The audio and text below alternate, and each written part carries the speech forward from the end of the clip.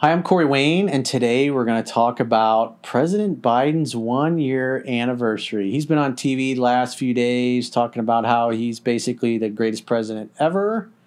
And so Estefania has compiled some information and from some articles, and so we're going to go through and see what we can see. What do you got, Esty?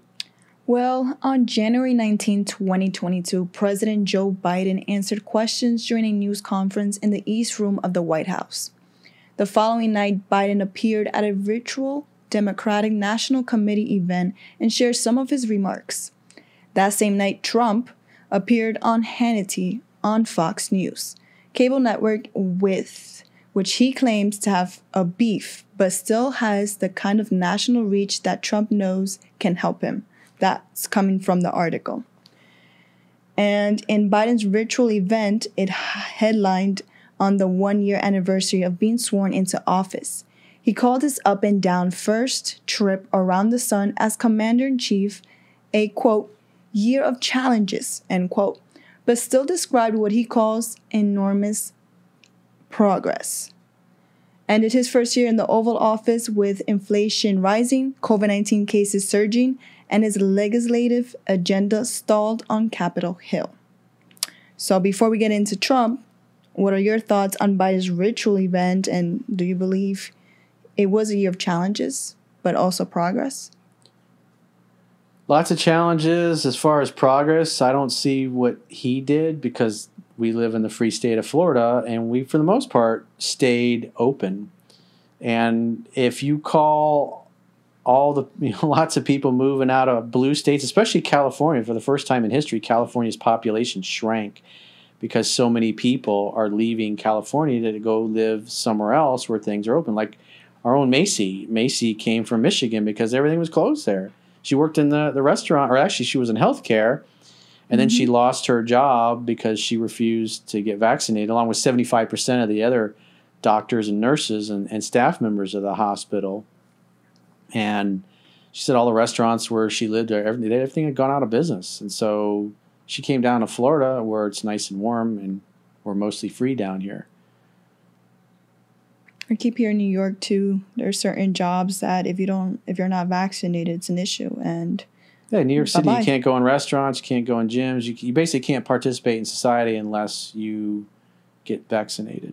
In a way that feels controlled, correct? Or yeah, well, I mean, the Supreme Court has ruled that they don't have the authority to make a free man or woman get vaccinated. Those are the laws. But at the end of the day, what's interesting is even Biden, even the governor of New York, they're losing all these court challenges, and they're basically saying, well, we're going to do it anyways. So they're basically ignoring the courts. So they're violating the law, and you see the police are enforcing it. You know, people always say back the blue, but I mean the reality is most police officers will do whatever they're told to do. They are drones of the state. They're not going to stand up and say this is unconstitutional. I won't do this. Hey, I'm just doing my job, because they want their steady paycheck and their pension, and when they retire, they don't want to risk that. Yep, money cuts a lot of ties. Yes, when it comes to money. And I mean, we were this close to being stuck with Gillum. So, like Gillum, you can see the video. He apparently had a drug problem. He's supposedly was presented to us that he was a family man, good husband, father. And it turns out that, as he put it, he was having problems with his sexual identity or whatever, and he had been on some kind of alcohol and drug-induced binge with, I guess, a guy that was a male prostitute or whatever. You can see the body cam footage of the police officer that walked in, because another guy had walked in and they were, I guess, both passed out because they had OD'd or whatever. And so we were that close to having that dude as the governor. And he would have locked us down just like California, because he's lefty. That's anybody that leans left, their solution to everything is more government control and force. And that's why I love the fact that DeSantis is our governor, because he's not locking down. And we've done pretty well.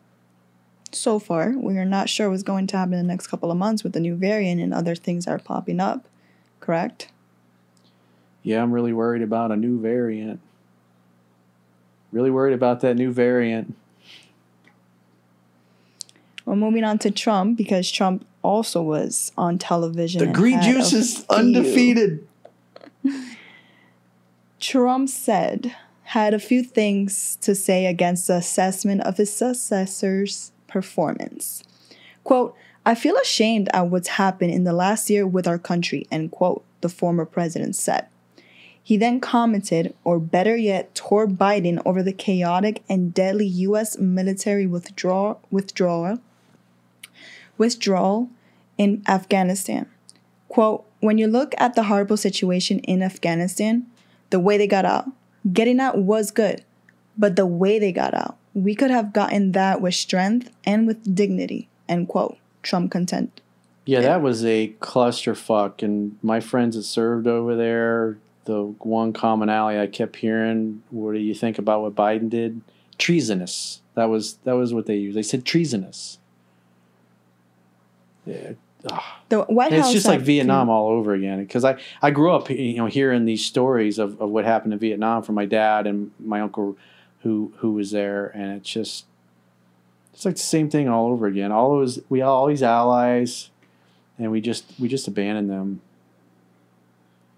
Well, in one of the White House briefing room speeches, which is in this article, it said more than 120,000 people evacuated to safety, a number that was more than double what most experts thought were possible. The reality is these people, they assured us in the beginning, we've done real strong, we've strongly vetted all these people. And the bottom line is there's one of these Afghans was someplace up north where he was housed. He had molested a 3-year-old little girl, and his defense was, hey, this is normal in my culture. And so he basically, one of these supposedly strongly vetted people, was a pedophile. And it's just anybody that got past the gates and got on the planes, they flew them over. They didn't do any vetting at all. It was all a lie, and the media carried their water. And we're just now finding out about that. I mean, the bottom line is our government is incompetent and corrupt. So, and the thing I don't like is they're literally flying these people right from Afghanistan. And at the time, there were 200 plus people that tried to get into the United States that were known ISIS, known Al-Qaeda fighters. And how many of them got through, who knows? I'm sure we'll be hearing from them in the next few years after they pull off their attacks and they're a known wolf, but they'll go, they were a lone wolf. And the FBI probably will have known about them. They'll be on their radar, and the government will do nothing. That's why it's a sacred duty of every American to be armed, safe, and competent with firearms. You should always have a pistol with you and know how to use it. Because the government ain't going to protect you. Our government is incompetent and corrupt. And the police are 10 to 15 minutes away. So would you rather be judged by a jury of 12 or carried by 6 pallbearers at your funeral? Well, besides being armed, there's also self-defense. There's other ways to protect yourself no matter what. If someone is afraid of using the armed weapons. Correct? That's why you got to train.